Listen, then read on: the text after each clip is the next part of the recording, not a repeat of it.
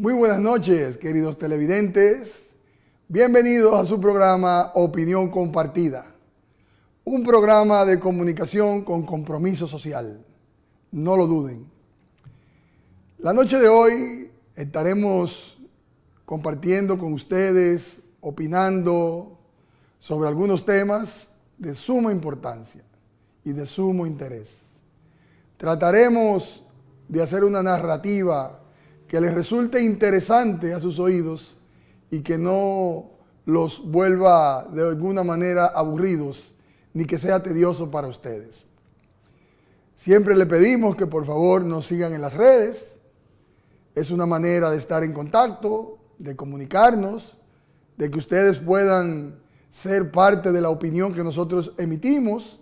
Sus comentarios son muy útiles. Sus críticas nos sirven para cada día mejorar. Entonces continúen agregándonos a sus redes sociales y participando en la dinámica que tenemos cada día. Ayer tuvimos una entrevista de lujo con un joven brillante, Janel Ferreras, que nos ilustró en diferentes temas para que podamos tener una visión más clara de cómo funcionan las cosas en el ámbito político, social, cultural, deportivo. ¿Qué más? Janel es muy diverso. Le agradezco bastante la oportunidad que me dio de entrevistarlo. Hoy seguiremos tratando temas que de alguna manera nos impactan en nuestras vidas. Por ejemplo, murió Jorge Pineda, un destacado pintor dominicano, artista, barahonero. Jorge Pineda, de 62 años, jovencito murió. Increíble, con la posibilidad que tenemos hoy en día de vivir hasta más de 100 años con esa medicina preventiva y desaparecer físicamente un artista como Jorge Pineda con solo 62 años es lamentable. Y creo que desapareció físicamente en la mejor etapa de su vida. Jorge estaba disfrutando de un reconocimiento nacional e internacional. Un arquitecto que estudió en la UAS, digamos un joven cualquiera, un joven normal, que tenía una innata calidad para poder plasmar sus ideas, su pensamiento, su visión en un lienzo. Jorge en el exterior, principalmente en España, en diferentes galerías de artes, en Castilla, León, donde más llegué a ver sus obras, en Huelva también. Era reconocido por la comunidad internacional porque el surrealismo de sus pinturas decía mucho. Como pueden ver en esa pantalla, tenía un estilo muy peculiar. Las pinturas de blanco y rojo que él elegía y utilizaba como una identificación propia, lo catapultaron a la fama internacional y al buen gusto que tiene la gente de identificar lo que vale la pena. Los diferentes artes, las diferentes obras que le estamos mostrando en la pantalla son algunas de las que él pudo internacionalizar. Los que hoy en día posean una obra de arte de Jorge Pineda, consérvenla, porque cada día tomará más valor. Que descanse en paz nuestro querido Jorge Pineda, y seguiremos disfrutando sin cansarnos de tu especial y excelente arte de pintar.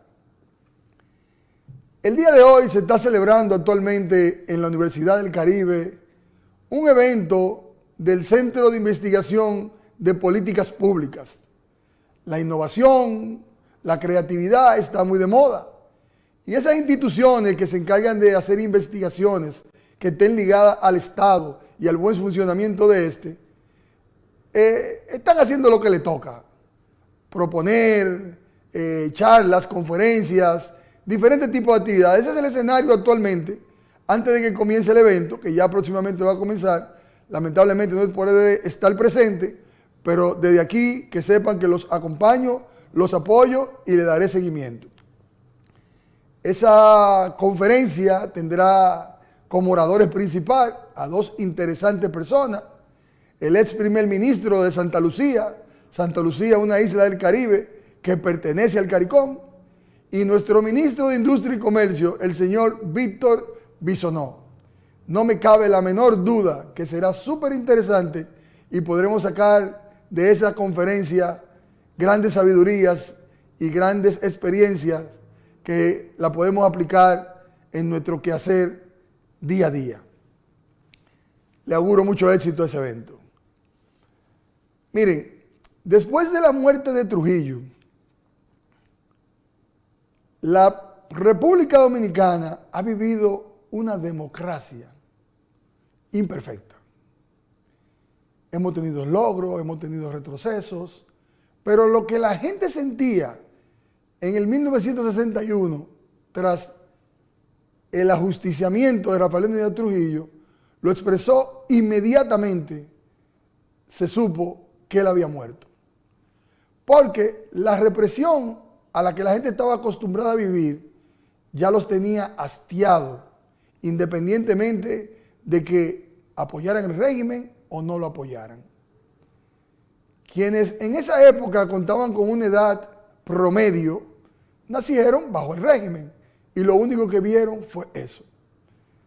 Es posible que no estuvieran en desacuerdo con todo y que algunas de las cosas que sucedían durante el régimen, hoy en día los que están vivos las reconocen como buenas, porque todo no fue malo, podríamos decir.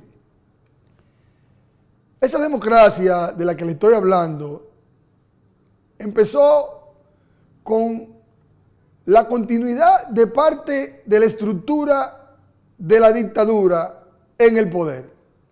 Trujillo no era presidente al momento que lo habían asesinado, claro, era el jefe único, imponentemente, pero ante la Asamblea Nacional, el que era presidente era Joaquín Balaguer. Joaquín Balaguer continuó siendo el presidente después de la muerte de Trujillo, aunque no por mucho tiempo. El cadáver de Trujillo recorrió parte del territorio nacional por tierra y tengo entendido en uno de los libros de Soto Jiménez que pude leer que en un trayecto de Barahona a Santo Domingo lo trajeron en un camión lleno de estiércol. Con una anécdota muy peculiar, donde en unas de las garitas de los militares, en una inspección, pues preguntaron que quién venía ahí. Y quien conducía el vehículo dijo que venía el jefe. Por temor hicieron el saludo, porque al régimen, hasta muerto el záspatra, se le tenía miedo. Continuó su trayecto hasta Santo Domingo y desde San Cristóbal, pues en una embarcación que no fue la Angelita, pero de los Trujillo, Ramfi montó a su papá y lo enviaron a España. Tuvieron que entrar por Barahona en el primer intento de llevarse a Trujillo su cadáver. La comunidad internacional estaba preocupada por parte de los bienes que Trujillo se había apropiado. Y había muchas denuncias que en esa embarcación iba una gran suma de dinero. Esa fue la razón que utilizaron para exigirle a Balaguer que tomara medidas y lograra que la primera embarcación en la que Trujillo se iba hacia Europa, pues lo trajeran de nuevo a tierra. Y lo logró. Por eso entraron por Barahona y tuvieron que venir en ese trayecto por tierra otra vez hasta Santo Domingo, que fue por Barahona, por San Cristóbal, por donde se lo llevaron. Le hago un poquito de historia, sin mucha fecha, como siempre le he dicho, tratando de que puedan asimilarlo, entenderlo.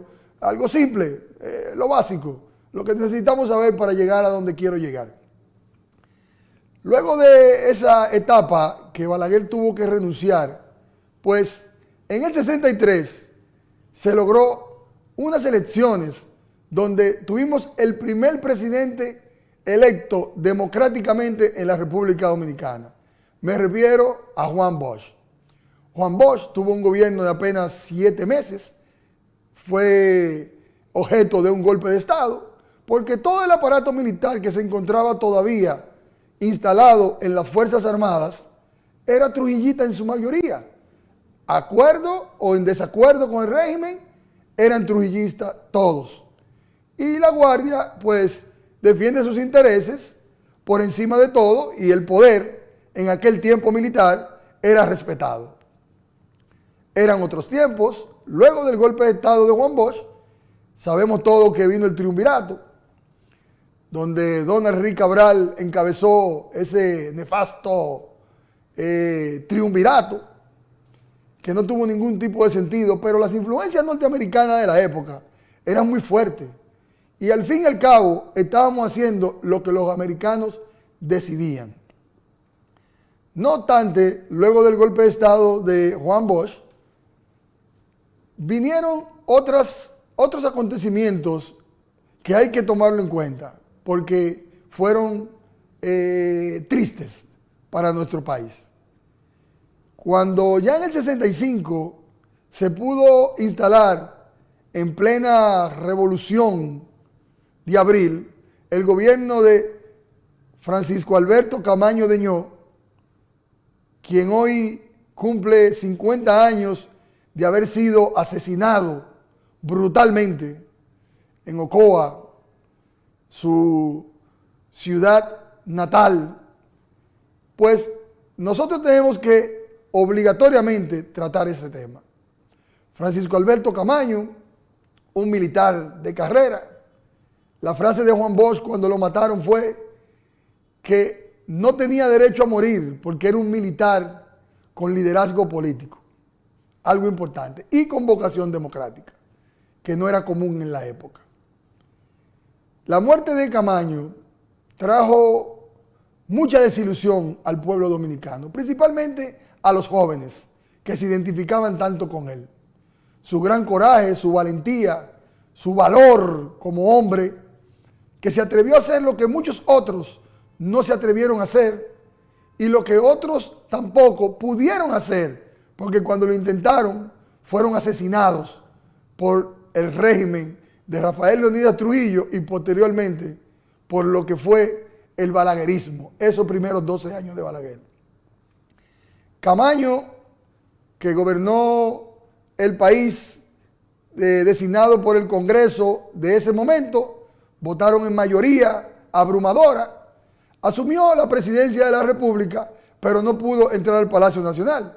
Tuvo que instalar su gobierno provisional desde un local en la calle El Conde, que hoy en día es un monumento que lo debemos ver como parte de nuestra historia y deberíamos hacerle una reconstrucción y preservarlo para que esa camada de nueva generación no pierda el hilo de nuestra historia. Camaño, luego que fue derrocado, pues vino García Godoy como presidente, quien pudo montar unas elecciones ya para poder instalar definitivamente la democracia dirigida por los norteamericanos, donde Camaño pasó a irse al exilio como diplomático. Siendo diplomático, entendió que eso era como el anonimato para él y renunció a ese cargo en Francia y se fue a Cuba a recibir entrenamiento militar. Oigan la valentía de este hombre, que creo que la patria no ha parido un caballero de la altura de Francisco Alberto Camaño. Me parece que no. Aunque ya sean otros tiempos, pero en ese tiempo era necesario que apareciera una personalidad como él para marcar el rumbo hacia la democracia que hoy en día tenemos. Camaño, desde Cuba, luego de recibir ese entrenamiento militar, se montó en una expedición hacia la República Dominicana, tratando de retomar ese terreno que él dejó arado para que podamos nosotros tener un país totalmente libre de expresión, libre de culto, libre de circulación, todo lo que disfrutamos hoy en día de la democracia. Y esa expedición de Caracoles, como todos la conocemos, fue algo, una hazaña que yo creo que la podemos conversar con el mundo entero, y de Latinoamérica pocos países la han tenido. En su entrada se alojó por las montañas de Valle Nuevo y sufrieron mucho quienes los acompañaban. Era todo inhóspito. En ese tiempo no tenían armamento suficiente, no tenían pertrechos militares. Sufrieron bastante. Hasta tal punto que cuando fueron interceptados por un comando militar lograron escapar, pero lograron escapar por el coraje que tuvieron de entrarle a tiros a ese comando, logrando herir a varios de ellos y tirar una granada donde impactó el camión que transportaba a esos militares y lograron un efecto de retraso y tuvieron que abandonar la persecución. Al amanecer, lamentablemente, ya lo habían cercado, no había manera de que no lo atraparan. Era imposible, pero no tuvieron el temor de defenderse hasta el último momento de su vida.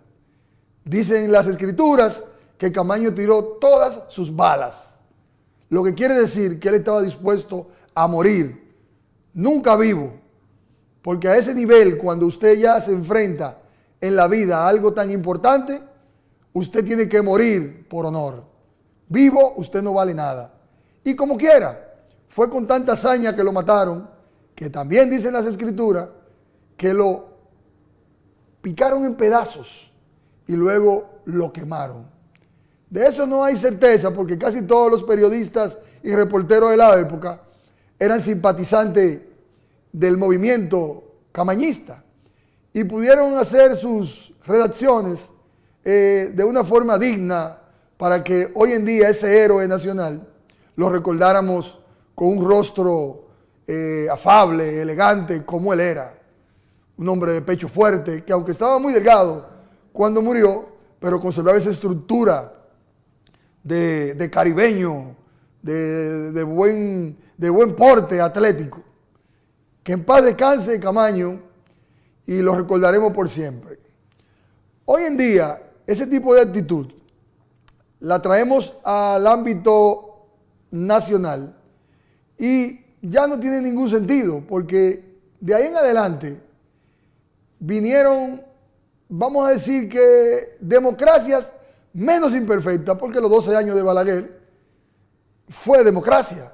Lo único que instalar la democracia en un país que venía de un desorden, heredado de haber desaparecido físicamente un dictador de 31 años, una de las dictaduras más duras de Latinoamérica, pues era casi imposible que sin utilizar la fuerza se pudiera instalar la democracia en la República Dominicana.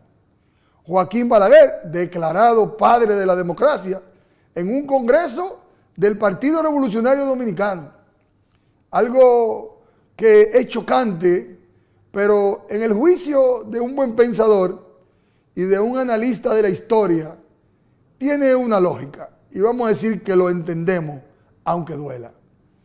Al salir Balaguer del gobierno, entró el primer verdadero gobierno democrático de la República Dominicana, el gobierno de Antonio Guzmán, 1978. Un gobierno recordado por todos los dominicanos. Lamentable que terminó en una desgracia, la cual enlutó y generó mucha pena en todo el país, a los aliados y a los adversarios. Pero posterior al gobierno de Antonio Guzmán, tuvimos el gobierno de Salvador Jorge Blanco, que también se continuó ampliando las libertades de la democracia. Este país le debe la democracia en pleno al PRD y a esos gobiernos imperfectos del PRD. ¿El por qué fueron imperfectos? Pues ahí está la historia y si leen un poco pueden saber por qué, pero tenemos mucho legado de ese gobierno. Todavía esa naturaleza de los militares ser trujillistas y sentir que son dueños del poder, llevó a que Joaquín Balaguer y unos errores que cometieron esos dos gobiernos del PRD, volviera otra vez a ganar las elecciones de la manera que sea, pero ganó. No es que estoy de acuerdo con que se gane como sea, lo único que él lo logró y fue presidente por 10 años más. En esos 10 años, el movimiento nacional e internacional que se hizo, encabezado por múltiples líderes, entre ellos José Francisco Peña Gómez, es imposible que no lo reconozcan todos los dominicanos. Un José Francisco Peña Gómez que en algún momento tendremos que declararlo presidente póstumo de la República Dominicana, para devolverle algo de lo que sacrificó con su vida por nosotros los dominicanos, los de aquí y los de allá. Que también los de allá tienen grandes logros adquiridos de los que hoy disfrutan gracias a José Francisco Peña Gómez. Pero en esa cantera de líderes de la época me faltó mencionarle a Jacobo Magluta, que también tuvo su preponderancia siendo presidente por 43 días a la muerte de Antonio Guzmán. Fue un hombre de mucho apoyo, porque las clases medias principalmente se identificaban mucho con él.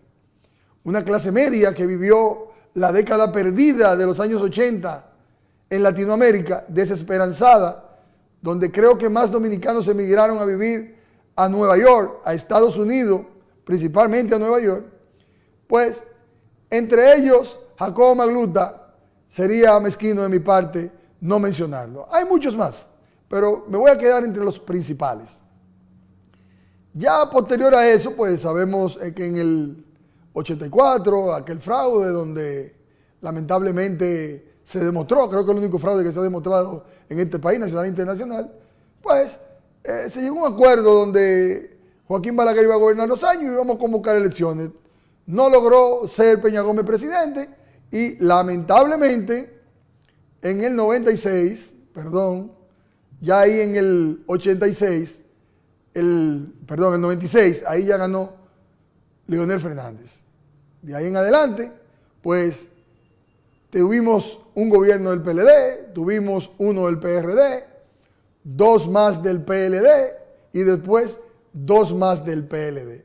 Y ahora el presidente Luis Abinader. Todo en paz, aceptando resultados.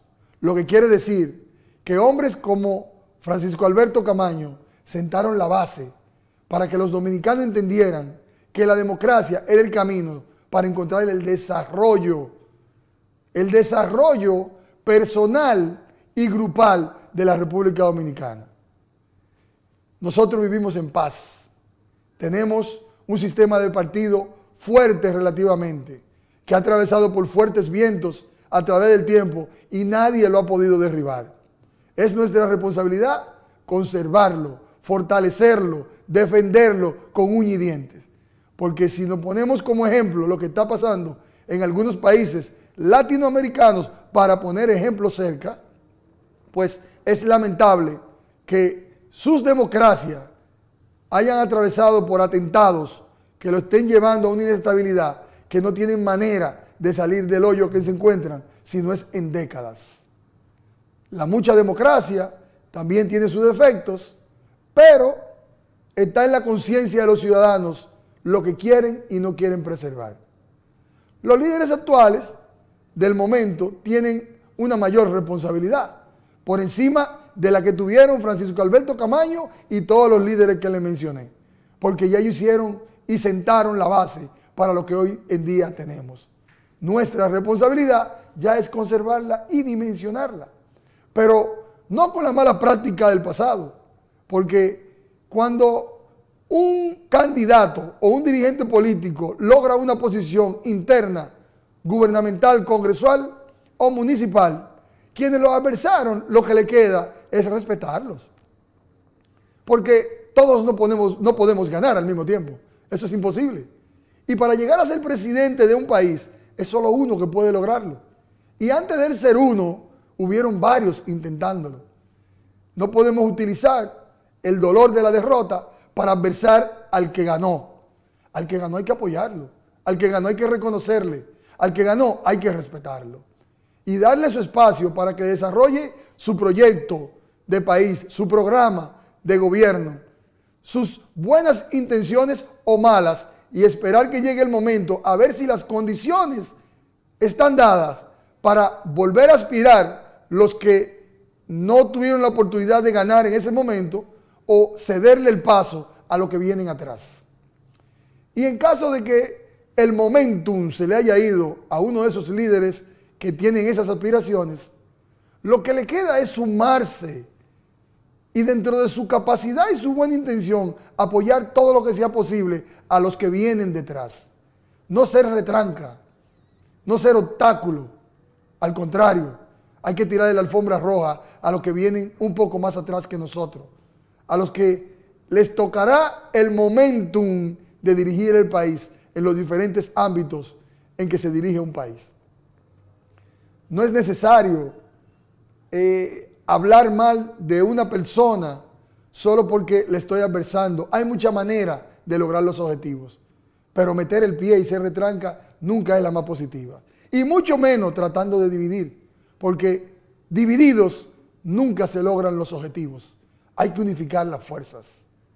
Solo hay que pensar en el pasado y en el presente inmediato y saber qué es lo que hay que hacer para el futuro, para poder conservar una República Dominicana estable por encima de todo, para poder conservar el poder político desde un partido político y para poder encaminar a nuestros ciudadanos por el mejor camino y satisfacer sus más amplias necesidades. Dividir no es una buena acción, no es un buen sentimiento, porque a mi generación la dividieron líderes y lo lograron y pusieron a que entre nosotros mismos nos hiciéramos daño. Y hoy en día a muchos de esos líderes de mi generación se les fue el momentum y no tienen manera de recuperarlo.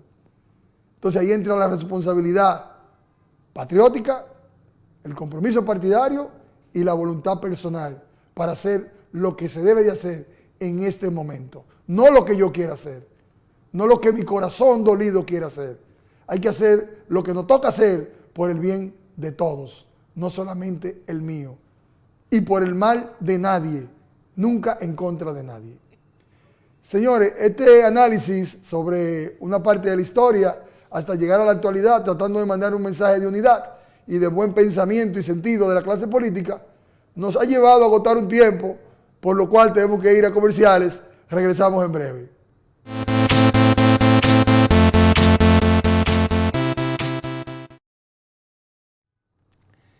Estamos de vuelta. Señores, queridos televidentes, se está realizando en una importante isla del Caribe una reunión interesante. Me refiero al encuentro del CARICOM, Comunidad Caribeña en Bahamas.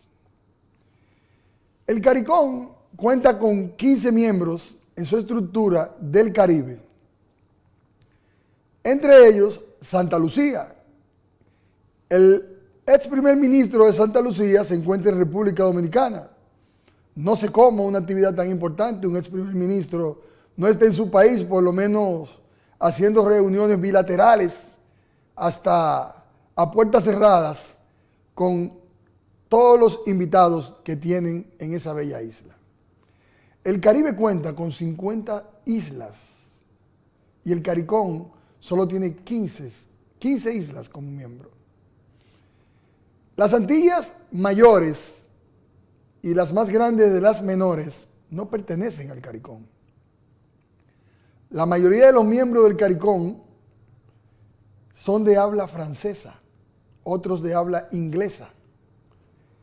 Fueron en algún momento esas islas colonias europeas y canadienses. Lo que le quiero haber dicho con esto es que esa comunidad europea, esa comunidad caribeña, como lo que significa el CARICOM, realmente no representa a la mayoría de los caribeños. Ellos están reunidos con la intención de buscar una alternativa para el problema haitiano.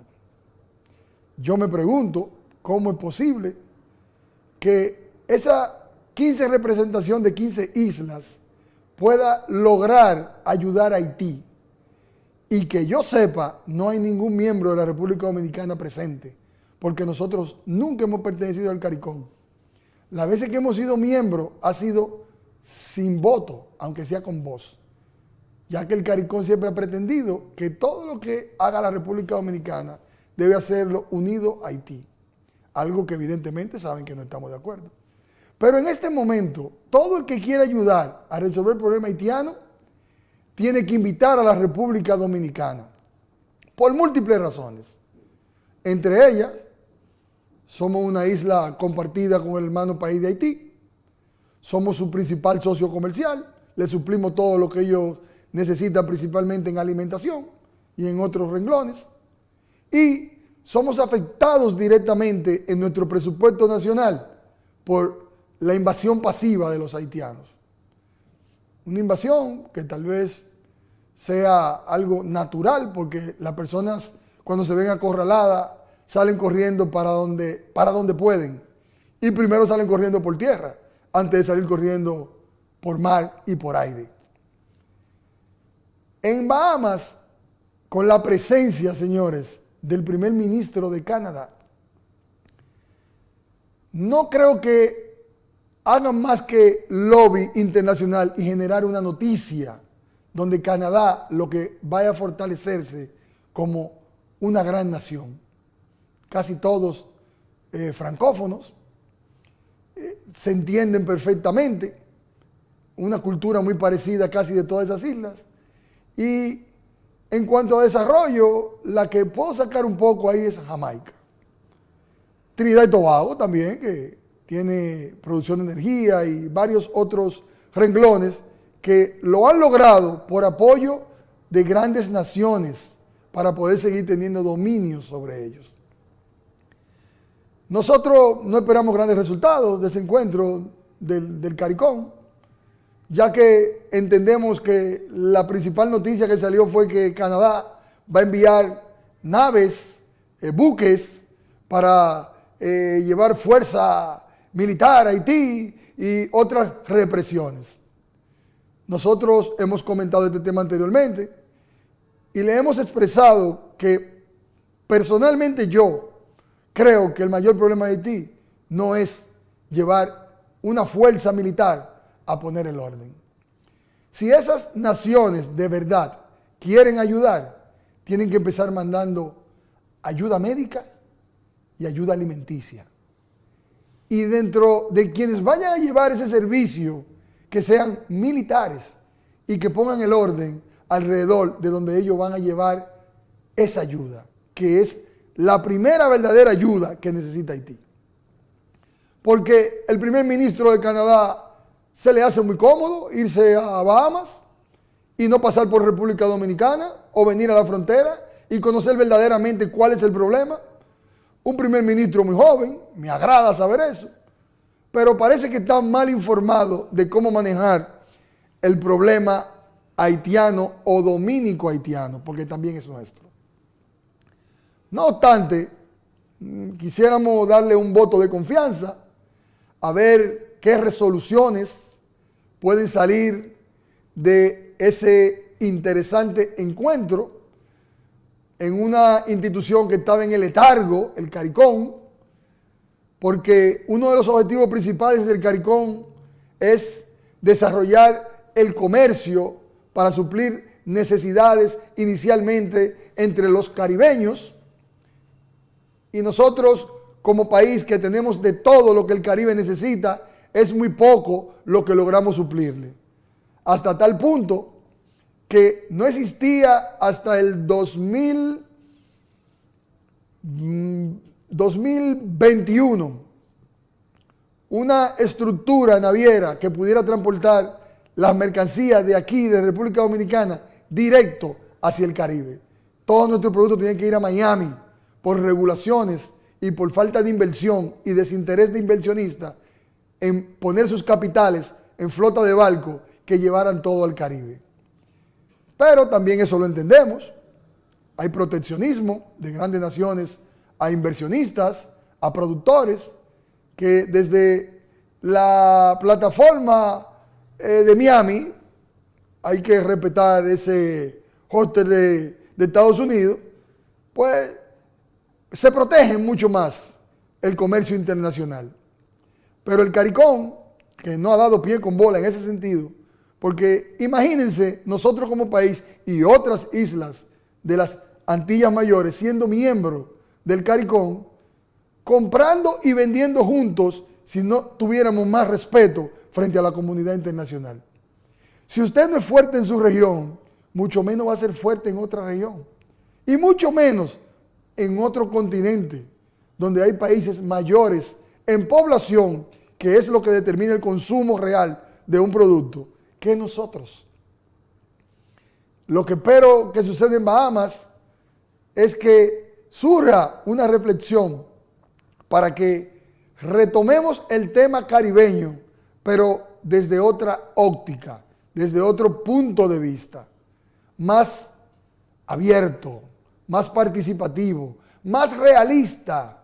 Porque si usted no tiene una economía, una estructura, un Estado que pueda representar a los otros, protegerlos, acogerlos, pues usted no puede pretender que 15 países de 50 islas que hay en el Caribe, no estando las principales Antillas, no está Cuba, no estamos nosotros, no está Puerto Rico, no tiene ningún sentido esa institución. Por eso, instituciones como CELAC y otras han tenido cierta trascendencia en un momento específico, como en el caso cuando se hizo CELAC europea, de que uno le ponga atención, aunque después se desvanezcan los esfuerzos, porque al fin y al cabo, el más grande utiliza al más pequeño. Y ese punto de vista me lleva a mí a entender perfectamente la intención de grandes naciones frente al problema haitiano. Hoy escuché a un interesante jurista de la República Dominicana, Marino El Cebit, mi amigo personal, a quien le mando un fuerte saludo, disertar sobre la ley que nos obliga, o el tratado, perdón, que firmamos en Italia, que nos obliga a nosotros a acogernos a lo que allí se acordó. Pero dentro de ese mismo acuerdo y de nuestra propia Constitución, hay acápites donde se impone lo que le hace daño a una nación, lo que su Constitución prohíbe, y el país propio está por encima de cualquier acuerdo internacional, en todo el sentido de la palabra. Comercial, aunque hayan condenas, humanos, derechos humanos, tenemos todo el derecho nosotros de deportar al que entendamos de nuestro territorio, entre otros. Esos son lo más específico que escuché que el doctor Marino El Cebit desglosó. Y lo comparé con otros análisis que hemos venido haciendo sobre ese mismo tema. Ya es tiempo de que la comunidad internacional verdaderamente asuma una posición. Porque darle la espalda a Haití, como lo están haciendo descaradamente, no es más que la prueba fehaciente de afectarnos directamente a nosotros como país en desarrollo. Y con ese sometimiento al que nos tienen, nosotros ser víctimas de algún tipo de presión política internacional para someternos a decisiones y a intereses ocultos que tienen otras naciones. El año próximo son las elecciones en Estados Unidos. Y nuestras elecciones vienen muy de la mano con las de Estados Unidos, porque son en el mismo año. Y son tantos los intereses que los norteamericanos tienen en este territorio, geopolíticamente hablando y comercialmente hablando, que desde ahora mismo me imagino yo que el presidente de la República debe estar recibiendo todo tipo de presión. De ese tipo de presión entendemos muchos dominicanos que salió la ley de trata. Pero nuestro presidente tiene la oportunidad de seguirse casando con la gloria con ese tema. Porque él cumplió con sacar la ley a la luz pública. Cumplió con un tratado internacional, con una presión internacional. Ahora, la realidad fue que desde el primer momento, por lo menos de la forma que estaba redactada, que no sabemos dónde la redactaron y dónde la tenían guardada, fue rechazada en un 100% por los dominicanos. Eso no cabe la menor duda. Y tratando de pasar ya a otro plano con ese tema, que lo trajimos de la mano desde la conversación con la reunión del CARICOM en Bahamas, pues nos vamos a ir a otra pausa y volvemos en breve.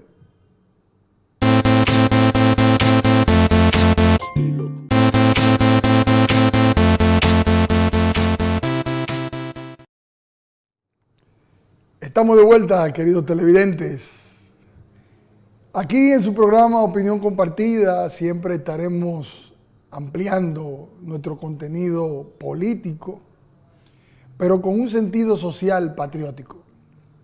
Siempre esperen de nosotros una opinión diferente que la estaremos compartiendo permanentemente sin el temor de ser juzgados. Porque antes de pensar como un político, prefiero pensar como un ciudadano.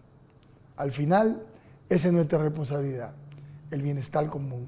Y eso está por encima de nuestros propios intereses. Estamos en campaña. Sigan tratando de ignorarlo algunos líderes porque ya la campaña comenzó. No hay manera de regularla, aparentemente. Los principales figuras que van a terciar a la candidatura presidencial están emitiendo opiniones duras y curveras día tras día. Leonel Fernández dice que al día de hoy Luis Abinader no gana en primera vuelta. Abel Martínez dice que la gente no va a votar ni por los que se vendieron ni por los que compran. No sé de qué estamos hablando, la verdad, porque es un poquito difícil de entenderlo viniendo de un candidato del PLD. Y el presidente, que me imagino que se siente de manos atadas, aunque con toda la cancha a su favor, dice que a la oposición que le caiga atrás. Me gustaría ver esa imagen, el presidente en una guagua montado adelante, diciendo que a la oposición que le caiga atrás. Muchos opinaron que fue una frase muy política, muy de campaña, pero lamentablemente él es el que menos campaña puede hacer. Lo que sí me gusta es que la realidad nos está dando en la cara a todos. Ya que Leonel Fernández, con todo su esfuerzo que está haciendo para posicionarse, está teniendo razón en la mayoría de los comentarios que hace. Leonel Fernández es un hombre brillante, con una capacidad de análisis única, donde yo entiendo que él dice una cosa, piensa de una forma y hace otra, pero hay que reconocerle su gran capacidad, 3 veces presidente de la República Dominicana.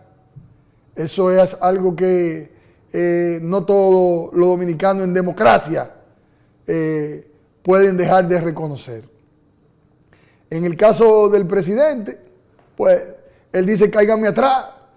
Eso es como yo lo que estoy trabajando, yo lo que estoy gobernando. Eso es lo que a mí me toca. Entonces, no me hablen de otra cosa, aunque yo me imagino que él quisiera hacer campaña también. Y nuestro amigo Abel, que va muy bien, pues que siga avanzando como pueda y todo lo que pueda, porque Danilo sigue en el campo visitando a los parceleros y brincando charquitos. Hay cosas que no le entiendo. Pero bien, lo más importante es que la ley electoral, la reforma, pues ya fue totalmente aprobada. Ya hay que empezar a aplicarla. Y hay 2 renglones que a mí me gustaría tomarlo en cuenta, porque son los que van a normar la campaña política en estas próximas elecciones. Uno es los topes, los presupuestos de campaña. Estamos viendo ya vallas, publicidad de todo tipo, promociones, que la misma ley no lo permite, pero ¿cómo lo puede controlar? El otro renglón de la reforma a la ley electoral es el de la procedencia de los fondos. En esos 2 básicamente está el control que hay que tener, porque si controlan los espacios públicos de comunicación y los fondos que puede invertir un candidato en campaña, el que empiece desde ahora no llega ni a la mitad, llega desgastado, no va a poder administrar los fondos que la Junta Central Electoral le va a permitir a todos los candidatos en igualdad para llegar hasta el día final de las elecciones. Entonces, hay que ver cómo la Junta puede aplicar su reglamento, cómo puede hacer que se cumpla con la ley, porque es totalmente necesario. Cuando unimos las elecciones, lo logró Leonel Fernández dividir y lo logró Leonel Fernández unificar. Elecciones de medio término con las presidenciales, el país se ahorró grandes traumas, porque la dinámica comercial, económica, cuando habían elecciones cada 2 años, que nos demostró a nosotros que estábamos en campaña todo el tiempo, nunca cesaban las campañas, y era muy difícil concentrarse en una actividad específica para desarrollar el país. Acertadamente se unificaron, con cierto trauma, pero se unificaron.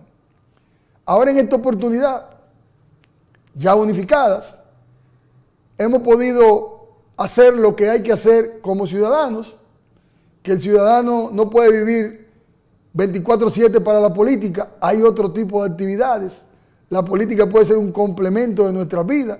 También existe el béisbol, que lo disfrutamos bastante y unifica. El deporte no divide como divide la política. Entonces, esa concentración que todo ciudadano debe tener para llevar una vida plena, como dicen los estoicos, una vida plena en Séneca.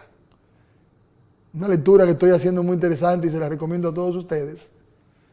Es brillante el momento para eso, pero la política tiene su dinámica y nosotros tenemos eso por la sangre, de saber qué va pasando, qué va a suceder, integrarnos, motivarnos, porque algún tipo de cambio esperamos, aunque sea el cambio de más de lo mismo o algún otro tipo de cambio.